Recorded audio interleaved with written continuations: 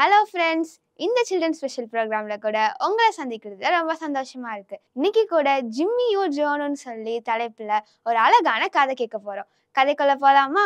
ஒரு அழகான கிராமத்துல ஜோன்னு சொல்லி ஒரு பையன் அவங்க அப்பா அம்மா கூட சந்தோஷமா வாழ்ந்து வந்தான். ஜோனுக்கு பெட் அனிமல்ஸ்னா ரொம்ப பிடிக்கும். உங்களுக்கோ பெட்ஸ்னா ரொம்ப பிடிக்குமா? ஜோன் ஒரு கடையில போய் ஒரு நாய்க்குட்டி வாங்கினான். அந்த நாய்க்குட்டிக்கு ஜிம்மின்னு பேர் வச்சான். அந்த நாய்க்குட்டியோட கண்ணு பிளாக் கலர்ல, அதோட ஹேர்ஸ்லாம் ஒயிட் கலர்ல பொசு பொசுன்னு அழகா இருக்கும். அந்த நாய்க்குட்டி கூட டெய்லி விளையாடுவான், அதை பாசமா பாத்துக்கிடுவான். கொஞ்ச நாள் கழிச்சு அந்த ஜிம்மியும் வளர்ந்துருச்சு. வளர்ந்ததுக்கு அப்புறமா அதோட கழுத்துல அவன் செயினை மாட்டி விட்டு அதை பிடிச்சிட்டு தான் டெய்லி அவன் வாக்கிங் கூட்டிட்டு போவான். ஒரு நாள் ஜோன் தேம்பி தேம்பி அழுதுட்டு இருந்தான். அவங்க அம்மாவும் ஏன் ஜோன் எதுக்கு அழுகுறன்னு சொல்லி கேட்டாங்க. ஏம்மா, இன்னைக்கு நான் ஜிம்மியை வாக்கிங் கூட்டிட்டு போனேன்னா இன்னைக்கு ஜிம்மி எங்க போச்சுன்னே தெரியலம்மா, ஜிம்மி காணுமா அப்படின்னு அவங்க அம்மாட்ட சொன்னா. நீ டெய்லி செயினை பிடிச்சிட்டு தானே வாக்கிங் கூட்டிட்டு போவ, இன்னைக்கு எங்க நீ மிஸ் பண்ணன்னு அவங்க அம்மா கேட்டாங்க. ஆமாம்மா, ஜிம்மி விளையாடணும்னு சொன்னதுனால அதை நான் செயினை கழட்டி விட்டேன். சரி விளையாண்டுட்டு கொஞ்ச நேரம் வந்துருன்னு சொல்லி நினைச்சேம்மா, ஆனா இன்னும் காணுமா அப்படின்னு ஜோன் சொன்னான். சரிப்பா விட, நான் உனக்கு வேற ஒரு புது நாய்க்குட்டி வாங்கி தரேன்னு அவங்க அம்மா சொன்னாங்க.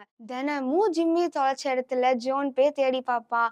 வெயிட் பண்ணி அது எப்பதா வரும்னு சொல்லி காத்துக்கிட்டே இருப்பான். ஒரு நாள் அதே இடத்துல நாய்க்குட்டி இருந்துச்சு. அது கிட்ட போய் பார்த்தா அது ஜிம்மி.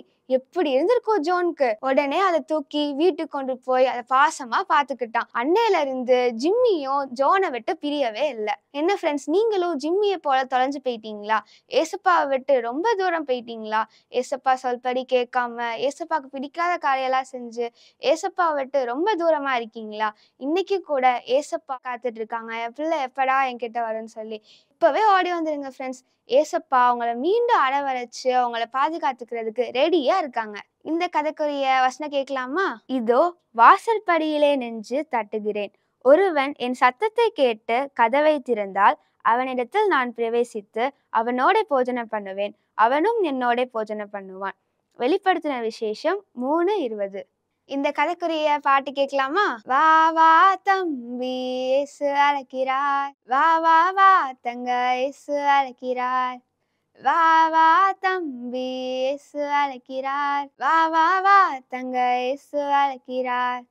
இயேசு நம்மை அழைக்கிறார், எழுந்து ஒளி வீசவே.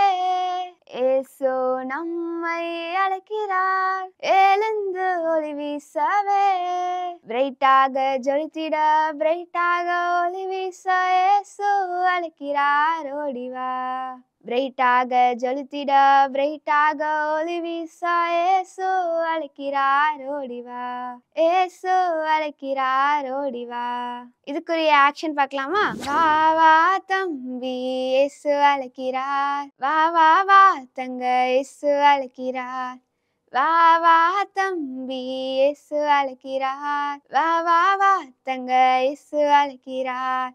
இயேசு நம்மை அழைக்கிறார், எழுந்து ஒளி வீசவே.